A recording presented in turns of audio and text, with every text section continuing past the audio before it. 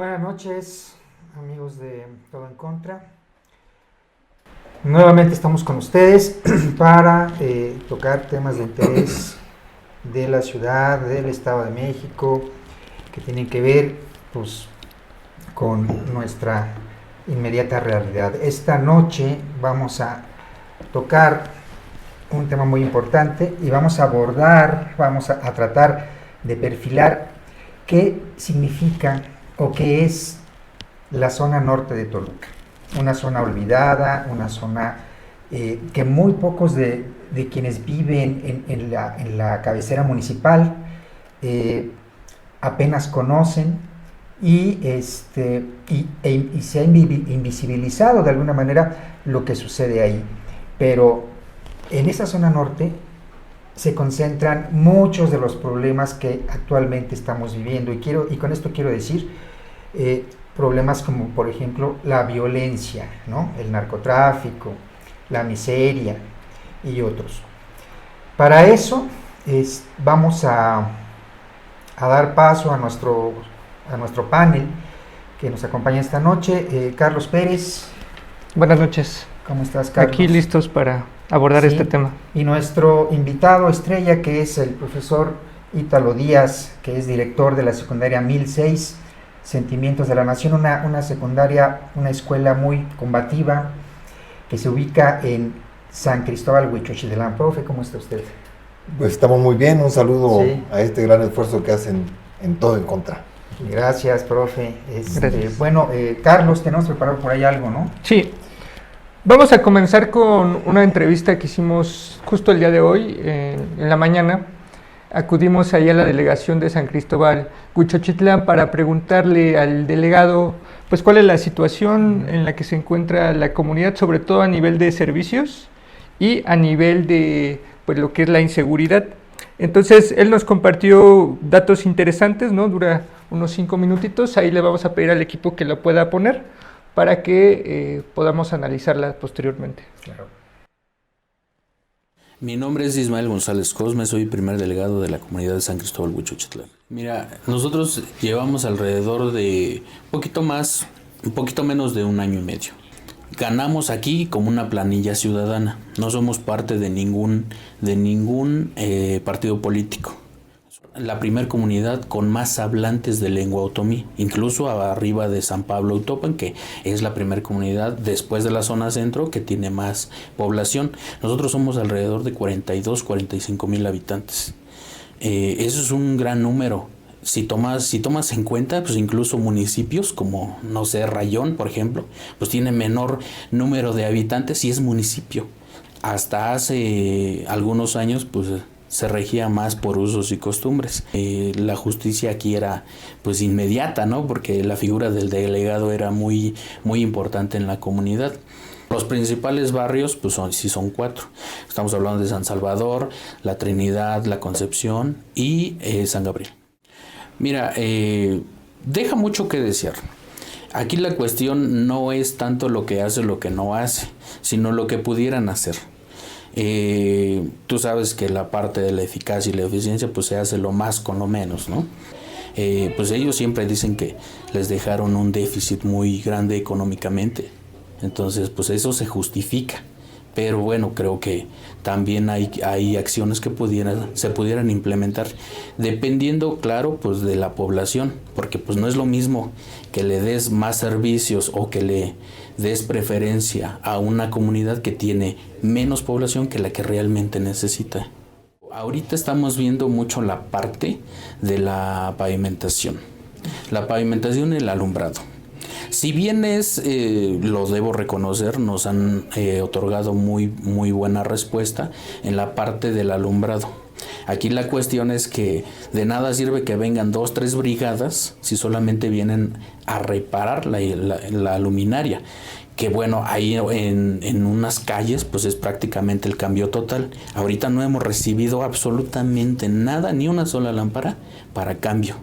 En la parte de pavimentación, si bien sabemos que no hay mucho presupuesto, no hay presupuesto que alcance, pues sí también hay pequeñas acciones que se pueden implementar, más sin embargo no lo hemos visto así. Un claro ejemplo pues es el rastreo de calles. Las calles pues son prácticamente de tierra, son de terracería, pero pues por el paso de los camiones o los carros, las lluvias y todo eso, pues empieza a afectar. Entonces lo que nosotros pedimos pues es que se empareje la calle. Si no se puede pavimentar de una manera inmediata, pues que se empareje. Ayer, de hecho, la directora de Obras Públicas, la ingeniero Susana, nos hizo el favor de darnos una cita a la que acudimos nosotros puntualmente, pero pues desafortunadamente ya llevábamos 1 hora esperando y pues no nos pudo atender. Razones tendrán, la verdad es que no sabemos. Nos decían los comandantes, no sé si realmente sea así, pues que a veces es insuficiente el equipo, ¿no? La patrulla, los elementos. Entonces nos decían que pues a lo mejor una patrulla era para San Pablo, San Cristóbal, San Andrés.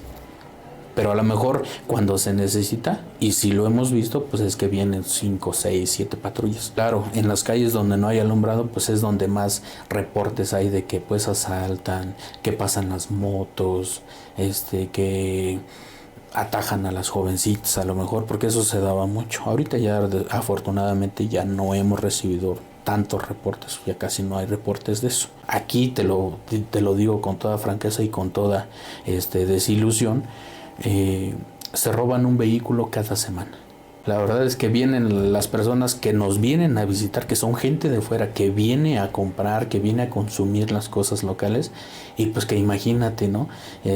Regresan a sus casas sin carros, sin mercancías, sin dinero. O sea, la respuesta sí es muy buena por parte de la patrulla, pero creo que es una respuesta después de lo que necesitamos, pues son estrategias pues para hacer que eso no pase. Sí, bueno, de hecho el alcalde dice que su responsabilidad es prevención, pero bueno, en este caso como que no hay prevención, más bien al contrario, hay una respuesta posterior al hecho, ¿no? Así es. O sea, en la parte de la prevención sí, te lo digo con toda franqueza, todavía nos falta.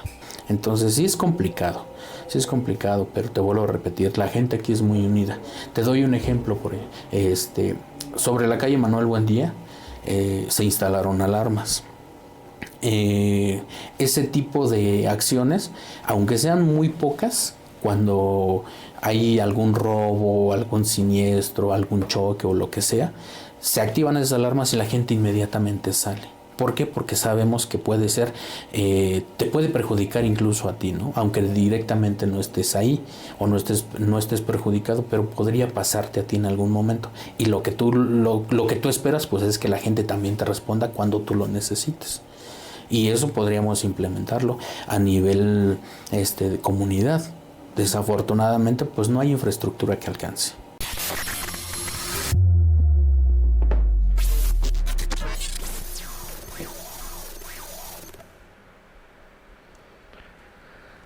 Pues ahí tenemos las imágenes, ¿no? Esta entrevista hace 6 meses platicaba con el mismo delegado. Fue cuando se dio estos hechos de que catearon 2 casas de seguridad, que encontraron cuerpos, ¿no? Entonces le preguntábamos, bueno, ¿cómo explicar esto, no? Dice, pues es que llega gente de fuera, pero también llega a zonas donde hay muy poca vigilancia, ¿no? Donde hay muy poca vigilancia, donde hay no hay electrificación, donde pues tampoco hay pavimentación, ¿no? Y ahí es donde se asientan y se da estos hechos, ¿no? Y lo mismo pasaba con el tema de otros delitos, ¿no? Que incluso ahorita en la entrevista pues se centra más en la cuestión del delito del fuero común y quizá no tan grave, pero pues sí te da un panorama de la problemática, ¿no? El robo de vehículos. Y también algo que yo destacaría de esta entrevista es que dice el delegado, en el área de áreas públicas nos citan, ¿no? Nos citan ayer y llegamos y no llega la que nos citó, ¿no? Tenemos 40 caminos donde solamente estamos pidiendo que se empareje, ¿no? O sea, no estamos pidiendo más, que por lo menos lo emparejen porque son de tierra y necesitamos que puedan transitar. Bueno, no hay eso, ¿no? Tenemos la necesidad de nueva luminaria y no hay eso, ¿no? Entonces, es más o menos el panorama que nos describen y pues, no sé, creo que sería prudente que nos comentara nuestro invitado, pues, cómo vio estos comentarios, ¿no? Claro, profe Ítalo, usted que conoce de primera mano porque está ahí dando clases todos los días, ¿no? ¿Cómo ves esto?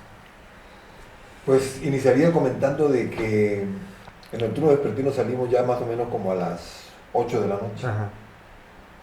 Y en el turno matutino entramos al filo de las 7 de la mañana.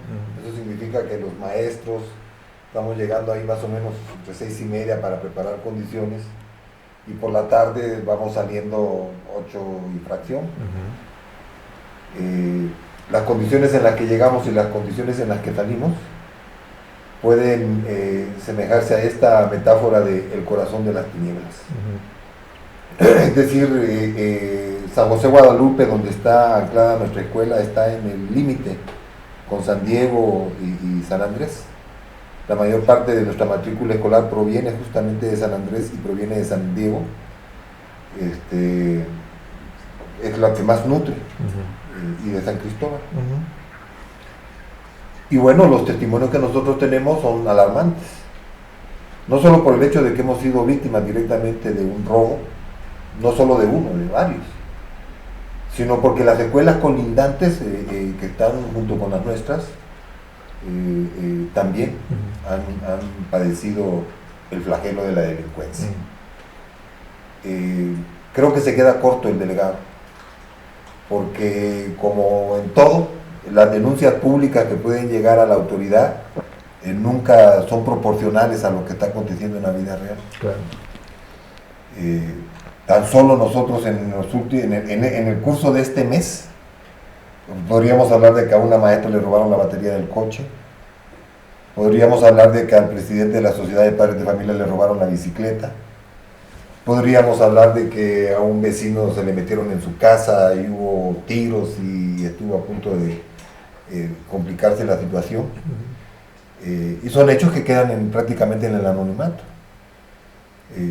No hay modo de poder prevenir todo este conjunto de incidentes si no hay una política decidida a invertir recursos para que esto pueda realmente no darse. ¿Por qué no se invierte? ¿Por qué no se voltea a ver de parte de la presidencia o de la administración a la zona norte?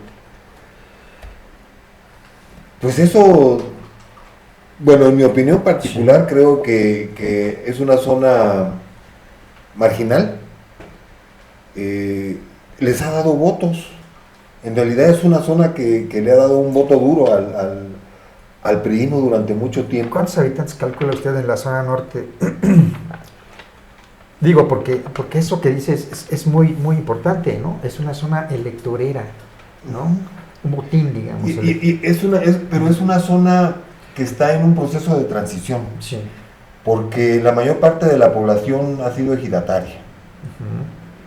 Y ya de hace, por lo menos cuando iniciamos la escuela hace 20 años, por ejemplo, todavía la mayor parte de las familias se dedicaban todavía al cultivo de su tierra, pero ahí está habiendo un proceso de transición hacia la urbanidad. Se está pasando de una zona rural a una zona urbana. Y esto desata en todos los terrenos, en el ambiente familiar, en el ambiente social, cambios bruscos, porque no son cambios ordenados. De modo que muchos de los pobladores de la zona que pues vivían de su tierra, del cultivo de su maíz y todo ese conjunto de cosas, pues ahora se emplean como obreros. Hay un proceso de proletarización, hay un proceso de descampenización ahí, y yo creo que esa es una de las claves para tratar de entender el problema de la violencia que se suscita. Claro. Porque la violencia no solo debemos verla desde el punto de vista de lo que significa la agresión física o la sustracción de nuestro patrimonio, sino de lo que significa la propia marginación, es decir, es esa violencia silenciosa, ¿no?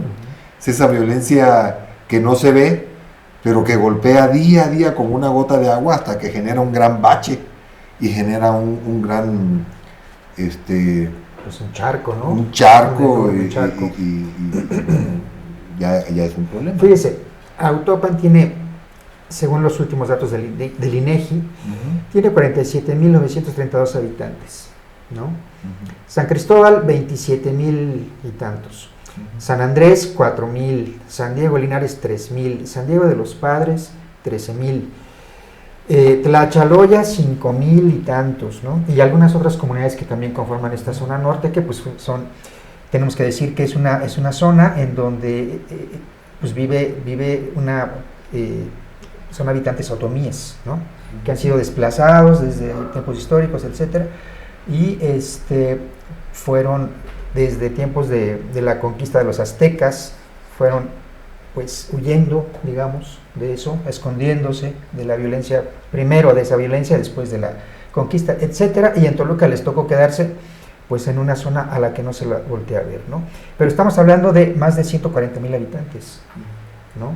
En una ciudad que oficialmente tiene por lo menos 1 millón, ¿no? O sea, el 10% de la población de Toluca vive ahí, ¿no? Más o menos.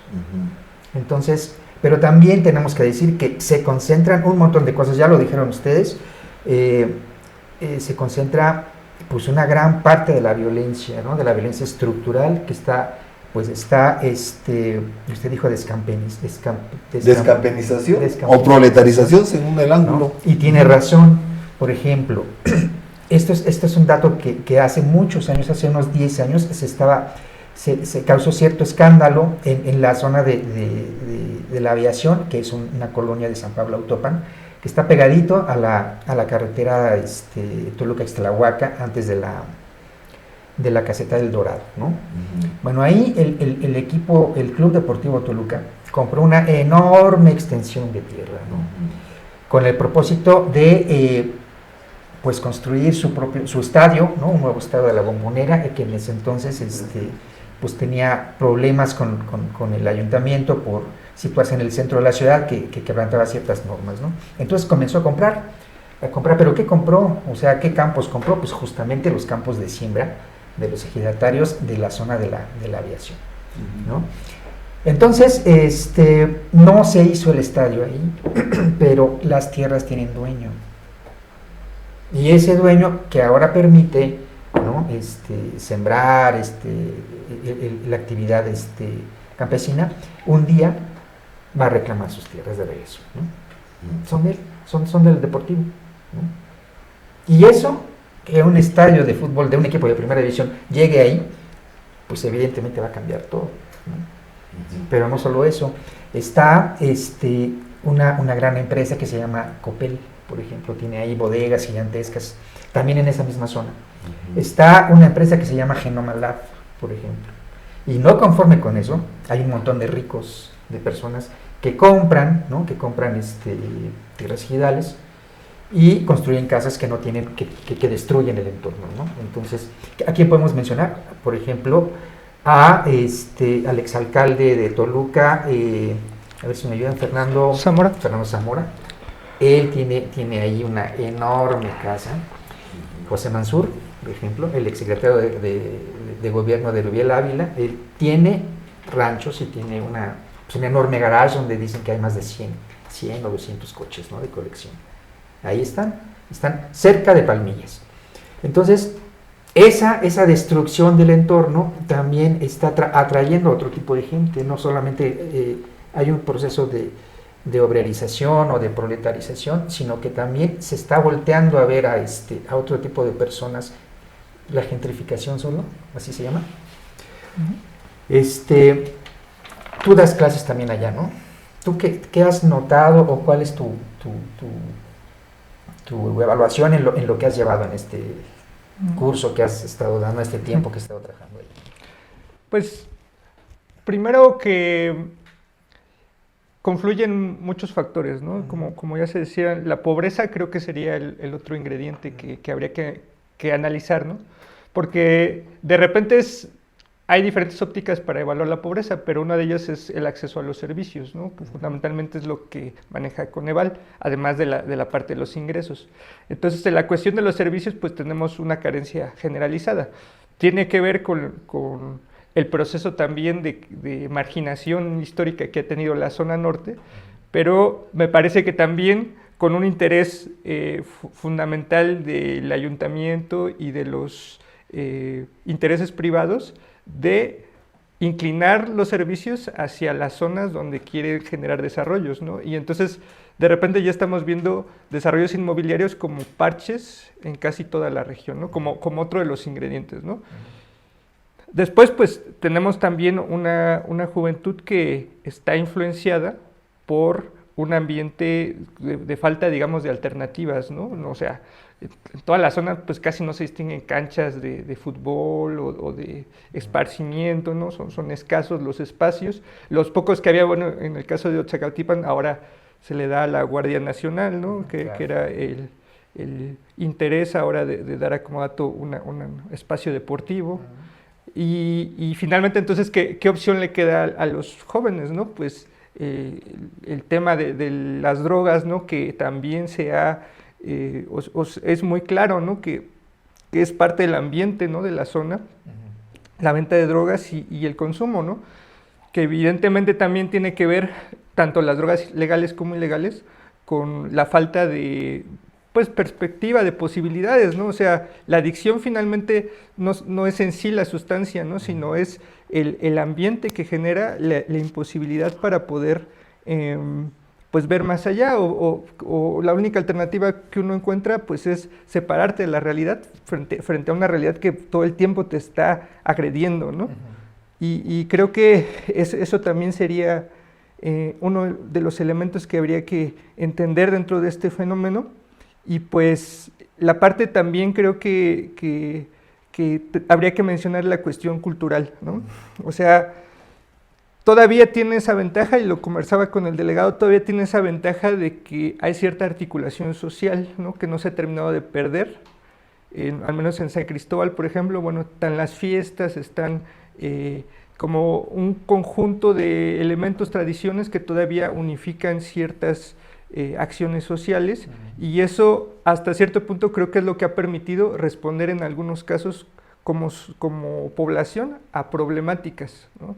Ahí lo mencionaba el delegado. Bueno, por lo menos en una calle dice, instalamos alarmas y ahí cada que suenan salimos todos, ¿no? O salen toda la gente. Dice, eso quisiéramos tenerlo en otros lados, pero justo es, creo yo, como la ventana que, bueno, habría ya que comentar ahí como hacia dónde se podría inclinar. Pues al menos tiene ese elemento de ventaja San Cristóbal, pero luego vamos a otras zonas y pues ya eso ya tampoco existe, ¿no? O sea, incluso zonas donde se instalaron justo estos desarrollos inmobiliarios, pero que en primera instancia estuvieron dirigidos a los trabajadores, a los obreros, ¿no? Que eran con escasos servicios, igual, a precios muy baratos, y que finalmente pues, se convirtió en una especie de estafa, ¿no? Si voltemos a ver lo que hay en Galaxias y toda esa zona, que finalmente pues, están en el completo olvido, ¿no? Y ya son pues, obreros, ¿no? O sea, no encuentras ahí ya propietarios de pequeños terrenos para sembrar. Entonces, eso sería también otro de los elementos. Ahí se generó esa pues expulsión, digamos, de trabajadores a zonas doblemente como marginadas, creo yo, y finalmente los otros desarrollos inmobiliarios que van acompañados ahora, pues están dirigidos a sectores un poco más acomodados, y es a donde sí se les provee de ciertos servicios, ¿no? Como el acceso al agua y demás. Claro. Esos elementos. Bueno, mira, yo tengo 30 años reporteando en Toluca y en otros estados del país. Y aquí en la zona norte, bueno, allá en la zona norte, siempre me he encontrado todos los años con un intento de separación, un intento separatista, digamos, que trata de justamente formar un municipio aparte, ¿no? Debido al abandono, al maltrato que la administración de Toluca pues ejerce contra ese territorio. Y eso pues me lleva a pensar en la integración de las luchas, de la defensa, etcétera, profe. Es un problema.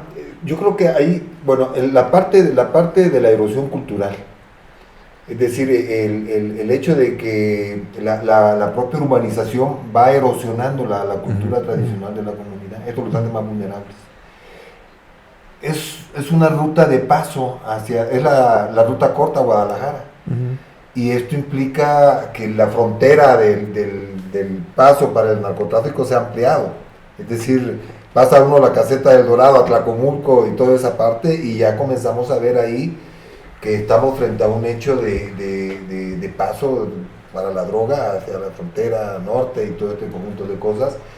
y eso coloca a la zona norte en una condición estratégica, porque cuando hablan de rutas de paso, uno generalmente está pensando en las carreteras, pero en realidad la delincuencia organizada se asienta al interior, y la zona interior de la zona norte es hacia San Diego, hacia San Andrés, hacia San Cristóbal, hacia toda esa parte. Es decir, de pronto observamos bodegas de la noche a la mañana que se han proliferado, y esto nos dice de que pues hay una invasión silenciosa de negocios, algunos lícitos y otros ilícitos, y que no están siendo monitoreados. No están siendo monitoreados, no están registrados, no hay un seguimiento de todo eso.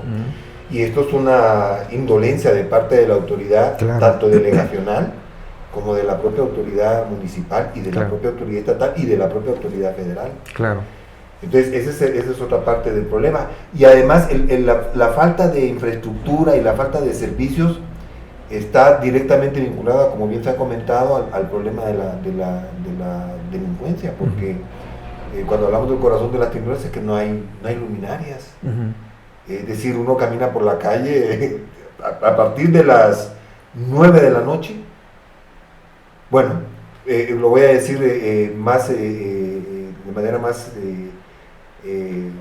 digamos, entendible. Nuestros alumnos salían a las 8 de la noche.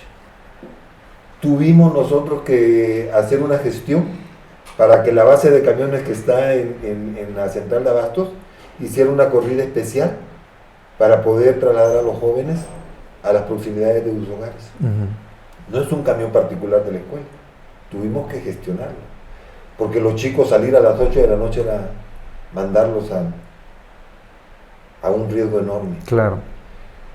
Riesgo enorme que además estaba fundado, porque los propios policías llegaban, les quitaban su celular, les quitaban sus cosas y se iban. Hubo violaciones.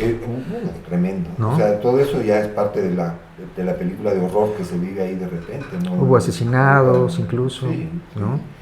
Entonces, pues se conjuntan varias cosas ahí. Ahí teníamos imágenes de las calles afuera justo de la escuela, de los sentimientos de la nación. Acabamos de poner algunas luminarias con el esfuerzo propio de la comunidad escolar, porque de la autoridad imposible. No llega, la Guardia Nacional es un instrumento decorativo. Por Esos supuesto. Pasan por ahí y saludan. Y cuando uno platica con la gente, pues se dedican a recoger a los borrachitos. La policía municipal, los policías se quejaban de que tenían que pagar ellos su propia gasolina. Y para subsanar eso, pues entonces ellos hacen acuerdos con la tiendita o con algunos negocios en particular para que les paguen, y son los lugares que cuidan. Si una escuela quiere tener un policía permanente en la escuela, pues tiene que pagarle al policía. No lo subsana ni el municipio, ni lo va a subsanar la Secretaría de Educación. Entonces, la policía estatal, pues igual, o sea, no hay. Ahí se ha hablado mucho de la necesidad de formas autogestivas para poderse proteger, en el sentido de poder generar pues una policía civil comunitaria que pueda estar más directamente vinculada y próxima a la gente. ¿Cómo va eso? Usted fue uno de los impulsores hace unos 2 o 3 años. Pues por ahí. en realidad no, nuestro propósito nunca fue generar ahí una versión de autodefensas, pero sí sensibilizar sobre el problema de que ante la falta y ante el vacío que hay en cuanto a la propia seguridad de las personas, la gente tiene que comenzar a organizar. Es decir, un padre de familia que está viendo que le están arrancando de su hogar a una señorita o están agrediendo a uno de sus hijos, no se va a quedar con los brazos cruzados, es decir, por instinto y por una necesidad propia de defenderse y todo lo demás, va a tener que actuar. Entonces, ahí se han generado mucho a través del internet y del WhatsApp y todo este conjunto de cosas que ahora existen, redes de información. Se comunican los vecinos. Entonces, que ya se paró un coche que está medio extraño en tal esquina, entonces comienzan a comunicarse y comienzan a... Una defensa digital, digamos, en la que pues, se va informando de acuerdo... Y son formas que han salido casi por necesidad, ya ni dijéramos espontáneas, sino por necesidad. Por necesidad, justo. Entonces se comienzan a generar ese tipo de formas de organización. pero estamos a la deriva. En realidad no es una zona para nada segura, y mucho menos para las escuelas, ¿no? La zona norte está dividida en cuadrantes policíacos, ¿no? Hay, por ejemplo, en San Pablo Topan hay 3 cuadrantes, máximo 4, y solamente hay una patrulla. Sí, es una locura, ¿no? Una locura que una sola patrulla con 4 personas adentro debe cuidar a 47.932 personas, ¿no? No quiero pensar cómo está más adentro, ¿no? En el pueblo de San Cristóbal, en el pueblo de San Andrés, en San Diego, en Tlachaloya, etcétera, ¿no? Pero ahora que menciona lo de el asentamiento del narco, por ejemplo, la zona norte tiene una situación muy particular, que es la del huachicol, ¿no?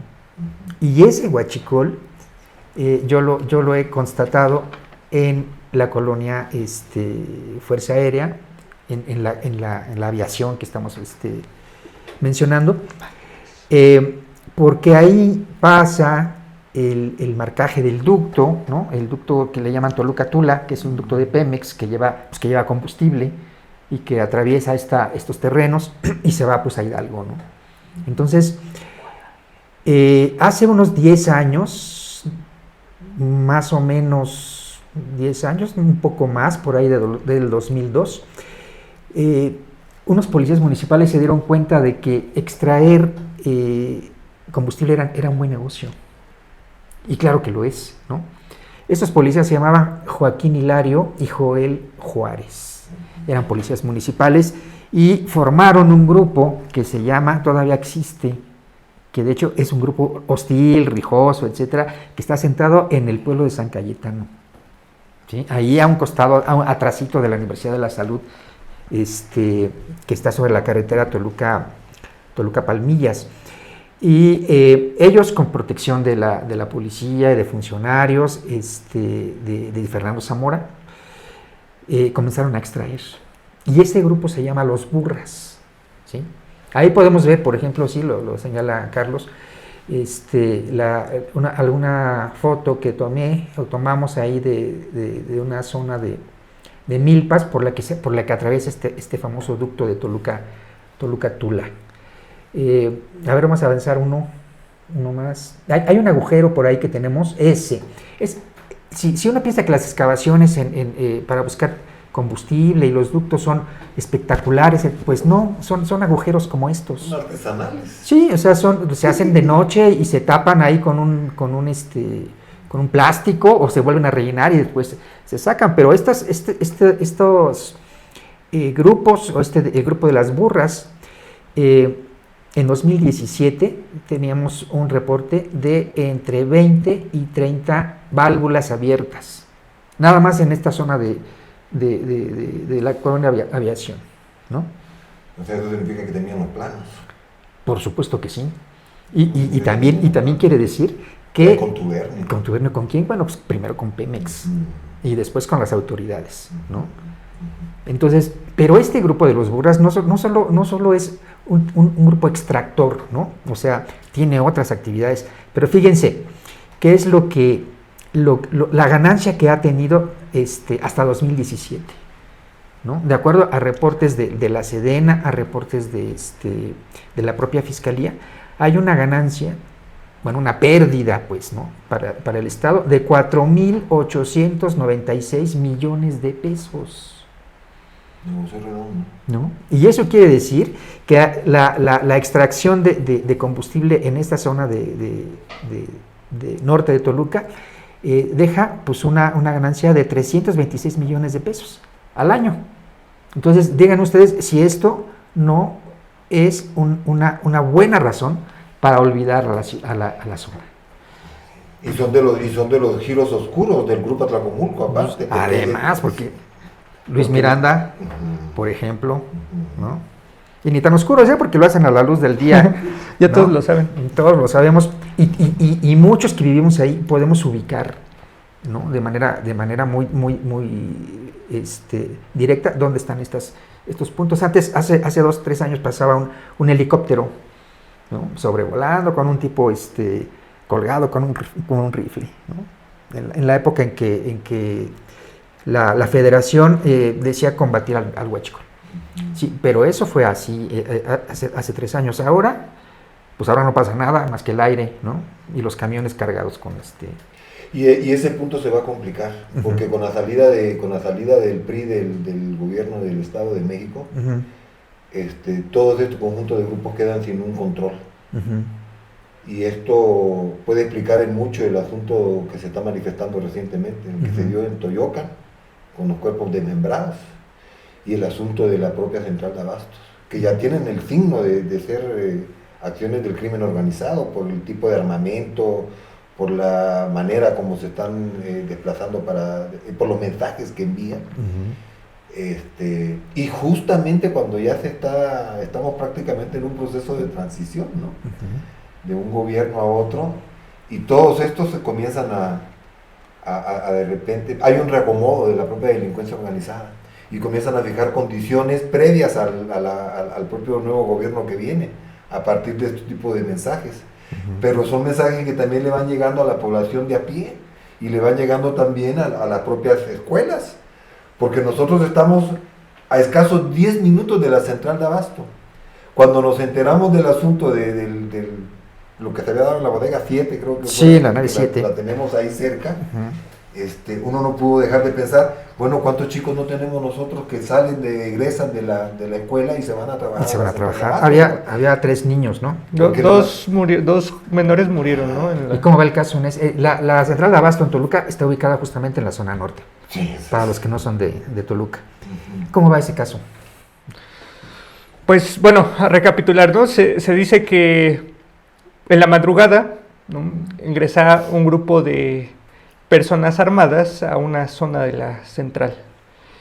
Empieza a incendiar, los videos circularon, ¿no? Y empiezan a rociar lo que parece ser gasolina y incendian, ¿no? Pero al mismo tiempo hay gente adentro, ¿no? Porque se queda a dormir, ¿no? Es lo que ha trascendido, se queda a dormir, pues tiene que trabajar muy, muy temprano, ¿no? Entonces, finalmente se sabe que hay 9 fallecidos y que hay todavía una persona en estado de gravedad, ¿no? Ese mismo día, el alcalde, o sea, bueno, estamos hablando del día de ayer, el alcalde sale a decir que se trata de un tema interno, ¿no? De una disputa interna que también está, digamos que, ejemplificada con algunas lonas que se colgaron al interior de la propia central, donde se menciona esta especie de pelea por los espacios.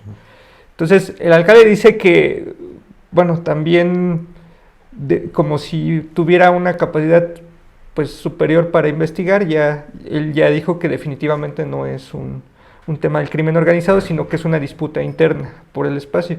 Seguramente no será crimen organizado cuando están recurriendo pues a un asesinato masivo.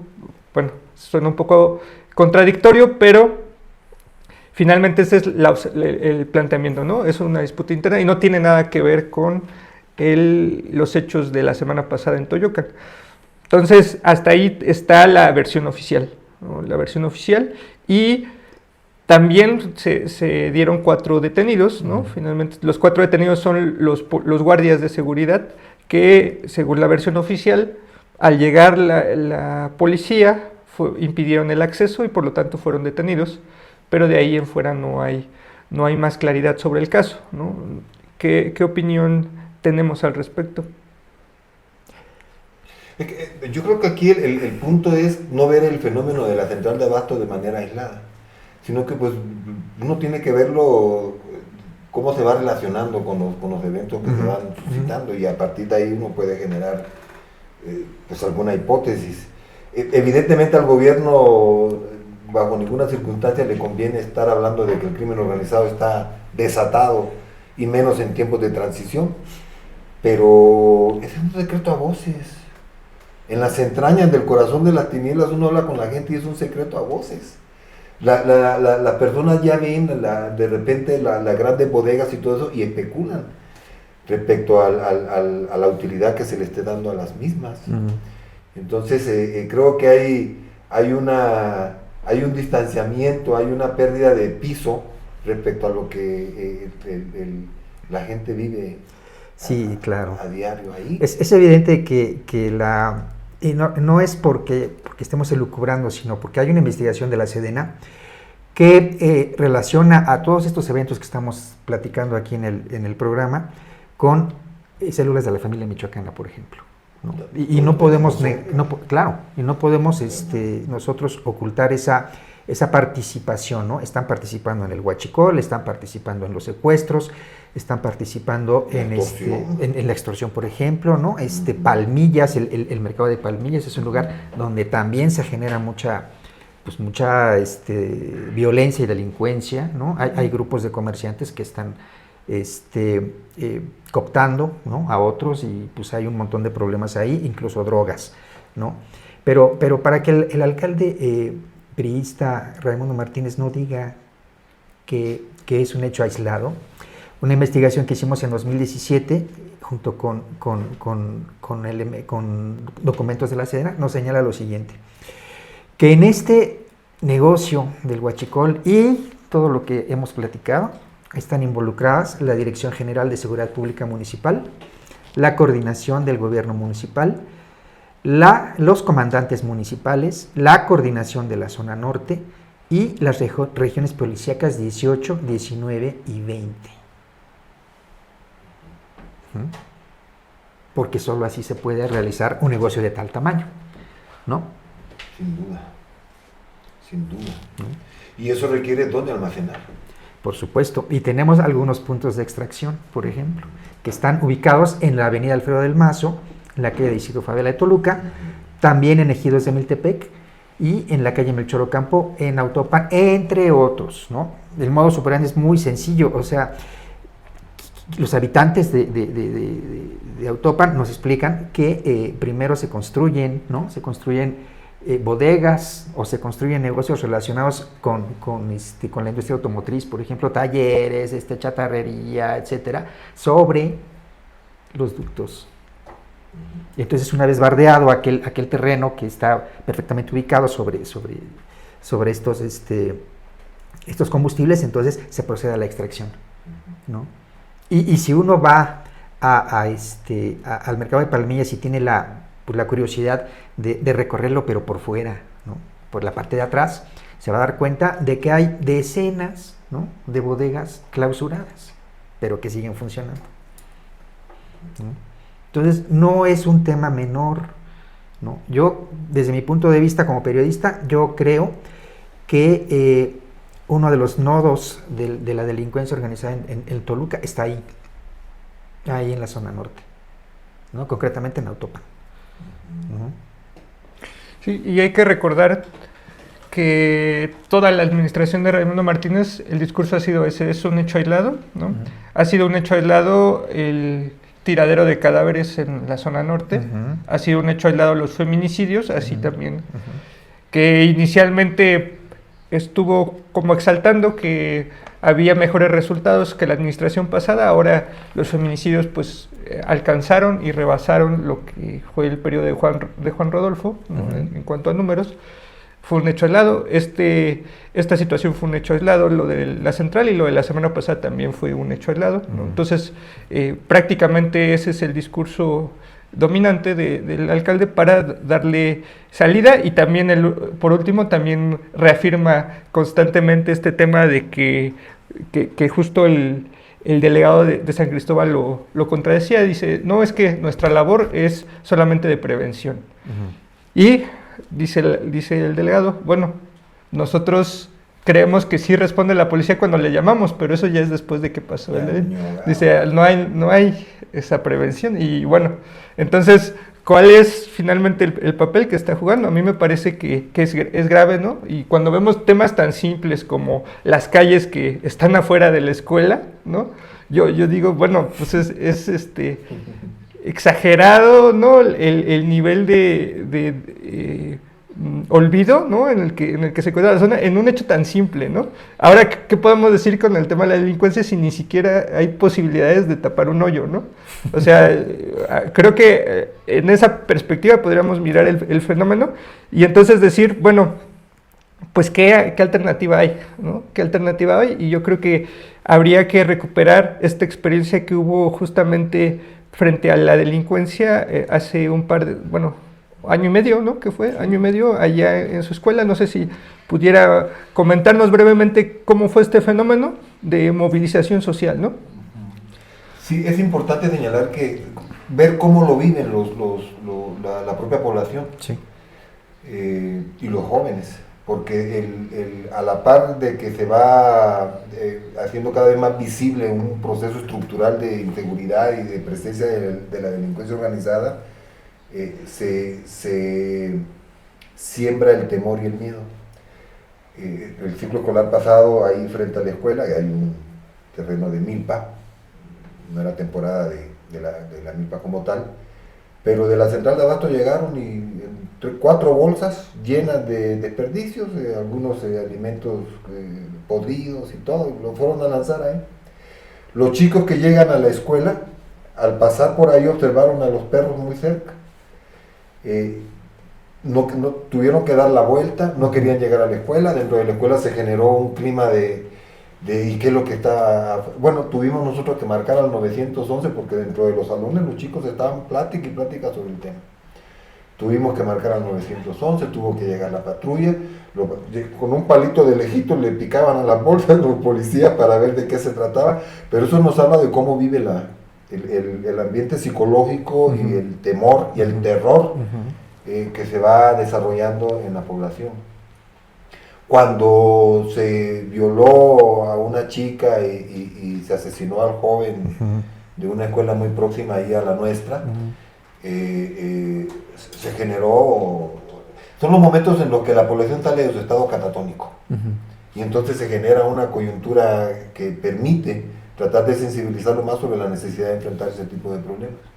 Y las escuelas son un lugar natural para poder congregar a la gente y comenzar a hablar sobre el tema, y la escuela pues, no pudo evitar, pues hubo que brincarse la barda, claro, y salir a la comunidad y salir con la población a hacer asambleas y comenzar a hablar con ellos, por lo menos para enviar un mensaje de que en la misma proporción en la que se va generando la presencia de una delincuencia nativa o se va reacomodando a partir de una presencia de una delincuencia ya más organizada, tiene que irse dando proporcionalmente también un proceso de organización de la comunidad. Claro. Y ese proceso de organización de la comunidad no puede depender exclusivamente de la vigilancia que le pueda o no proporcionar la autoridad. Tiene que ser autogestiva. Y en esto de ser autogestiva vamos desde las propias redes por WhatsApp, de estarse comunicando, hasta la lucha porque se vayan dando los servicios y salir de esa zona de olvido, porque pues obviamente no hay luz, las carreteras están mal, pues es el caldo de cultivo propicio para la delincuencia haga sus pillerías y haga todo lo que tiene que darse ahí. Entonces yo creo que ese proceso está en curso. Se habló con los delegados, se hablaron con diferentes sectores. Ahí ha habido una circunstancia que ha partido la voluntad comunitaria, porque el proselitismo político ha dividido mucho a las comunidades. Es decir, con esto del clientelismo político, de te doy esto y te doy aquello, y cada uno, de repente la identidad comunitaria se diluye frente a la identidad partidista. Y eso ha generado boquetes por donde entra sin problema toda esta parte de desorganización, de atomización de una voluntad común. Ahí se requiere mucho una voluntad común y una identidad comunitaria, una asamblea comunitaria. Lo que nosotros propugnamos en ese momento fue una asamblea comunitaria, en movimiento. O sea, no solo es a la asamblea y llegar y platicar qué está pasando, sino comenzar a sensibilizar al resto de la población, movilizarla, a modo de que sean visibles, porque el gobierno del Estado, hasta no vamos a juzgar todavía cómo le vaya a ir a Delfina o no, pero por lo menos el priismo durante todo ese periodo hizo caso omiso del problema, ni los veo, ni los oigo. No, bueno, pues usted acaba de decir, repitió varias veces en el programa, y me parece muy acertado decirle a la zona norte el corazón de las tinieblas, ¿no? Tomado de Joseph Conrad, ¿no? Carlos, pues vamos a despedir ya el programa. ¿Alguna conclusión o última participación? Pues sí, creo que es muy importante seguir abordando este tema porque al final ya se dieron algunos elementos, pero todavía hay muchas piezas sueltas, ¿no? Creo que incluso allá había un mapa de homicidios y demás. Ponerlo. Tenemos un mapita, un mapota que nos hizo favor de hacer uno de nuestros colaboradores, Luminica. Y bueno, ahí lo tenemos, ¿no? En realidad se trata de Toluca. Esos puntos de color que ven ustedes ahí es el municipio de Toluca y quiere decir los lugares, está marcando los lugares en donde hubo una muerte violenta. Es decir, un homicidio, un feminicidio, un asesinato, etcétera, ¿no? Ya no lo acercamos mucho a la zona norte, pero sí les puedo asegurar que desde 2020, este es un trabajo que vamos a publicar próximamente. Desde 2020, los homicidios, las muertes violentas, se centran justamente en los pueblos de la zona norte de Toluca. Es donde más suceden. Pero a mí me impresionó cómo está este mapa, ¿no? Tapizando, y apenas son algunos casos, no tenemos todos, ¿no? El Estado de México, ¿no? Entonces, la capital del Estado de México. Entonces, es impresionante cómo ha ido creciendo la violencia ya con lo del puente y con lo de la bodega de la nave 7 de la central de abasto. Pues digo, se ha alcanzado un nivel de horror que no teníamos, ¿no? Sí, pues, y yo solo agregar, me parece que sí es importante el nivel de exigencia que se alcanza en estos momentos. O sea, si la violencia sigue creciendo sin respuesta social, pues se sigue normalizando, ¿no? Entonces, eso creo que debe de observarse la gente, los que nos siguen, los que les interesa este tema, pues ver que se tiene que responder de alguna forma, ¿no? Y esa forma se va a encontrar en la medida en que la gente pues se organice con el vecino, se organice con la comunidad y exija, ¿no? O sea, la exigencia ahorita debe de ser al alcalde. Yo creo que debe ser fundamental que la gente ya le plante cara, ¿no? Y defienda sus derechos, porque están siendo violados todo el tiempo y entonces eso ya es un paso que puede modificar esta tendencia, ¿no? Y en segunda instancia, pues también las propias autoridades de justicia, ¿no? La propia fiscalía, el propio gobierno estatal. Digo, obviamente el gobierno estatal ahorita está en una dinámica pues de salida y de yo no oigo, no veo, no escucho, ya me voy, pero también la exigencia pues ahora tendrá que ser para la nueva gobernadora. Claro. Profe. Estaba yo ahorita recordando la escena de la avioneta que aterrizó enfrente del aeropuerto, no sé si supieron del caso, porque ya no quiso aterrizar en la pista. Ajá. Aterrizó directamente sobre el Boulevard Aeropuerto. Ahí me tocó, iba para la escuela y me tocó ver, se armó ahí. Ajá, es decir, ajá. También si el aeropuerto de la Ciudad de México, en algunas de sus bodegas y todo estaba administrada prácticamente por el narco. Habría que voltear a ver también el asunto del aeropuerto de Toluca. Como mensaje. Yo quisiera dar un mensaje final muy vinculado con el asunto de las escuelas, porque en las escuelas está depositado el futuro del Estado de México. Ahí se están generando los nuevos ciudadanos y no hay protección para las escuelas. Es decir, tenemos nosotros que con lo que genera la tienda escolar, medio pagarle a un velador. El velador que tenemos es un velador que no tiene seguro, que apenas si le damos medio para que pueda estar ahí. No tenemos un policía a la hora de la entrada, no tenemos un policía a la hora de la salida, estamos a la voluntad de Dios y del diablo también. Y del diablo sobre todo. Y así están todas las escuelas. De modo que pues nosotros, como un patrimonio cultural y en resistencia de la zona norte, así nos definimos como escuela, pues brindaremos todo el esfuerzo que podamos. Nuestra escuela está abierta para tratar este problema. Lo hemos platicado a todos los niveles. La última ocasión cuando nos robaron un valor aproximado de 300,000 pesos, fueron cerca de 17 computadoras, todo un conjunto de cosas. Tuvimos que hacer todo un trámite en bienes patrimoniales para poder recuperar eso.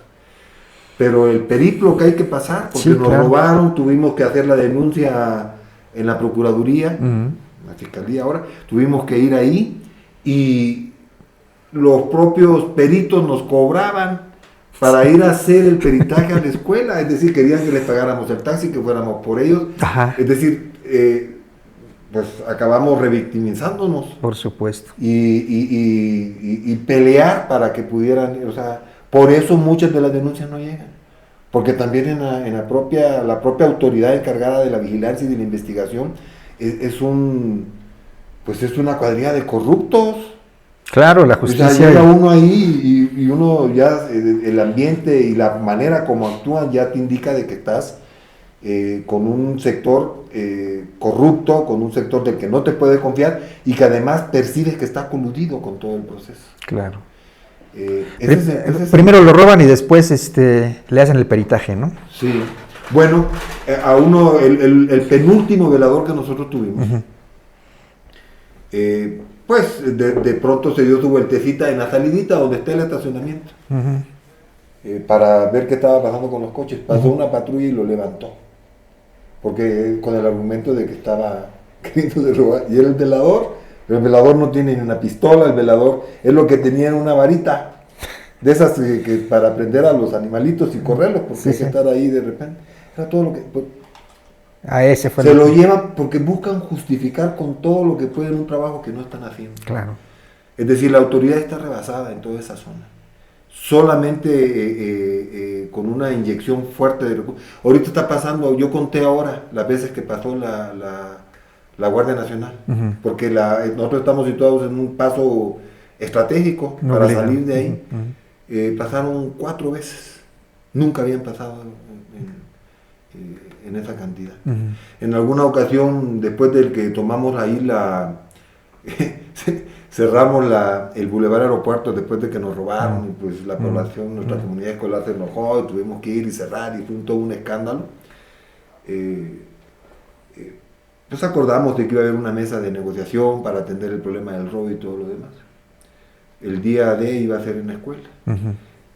Llegó la Guardia Nacional, o sea, militarizaron la escuela. Sí. Entraron la Guardia Nacional con sus armas largas, es decir, una cosa espantosa. Tuvimos que decirle, ¿saben qué? Retiren a la Guardia Nacional, armados no pueden entrar a la escuela. O sea, la exhibición de todo el recurso, uno entiende que la idea de ellos era como que querer mandar un mensaje de que no se metieran con las escuelas y que vieran el power, músculo pero es efímero, es circunstancial, es coyuntural, pasa el momento y se acabó. Y volvemos otra vez al corazón. A la realidad, sí, del corazón de las tinieblas. Bueno, amigos, esta es la realidad que se vive en la zona norte de Toluca, que está definitivamente ligada con los acontecimientos que hemos vivido en la última semana, ¿no? Los pedazos de cuerpo colgados en los puentes y regados en toda la ciudad, y después los 10 muertos que hubo en la acción de la nave 7 en la central de Abasto, ¿no? Pero esos son los muertos que se ven, no son todos, ¿no? Yo soy Miguel Alvarado y esto fue Todo en Contra. Gracias.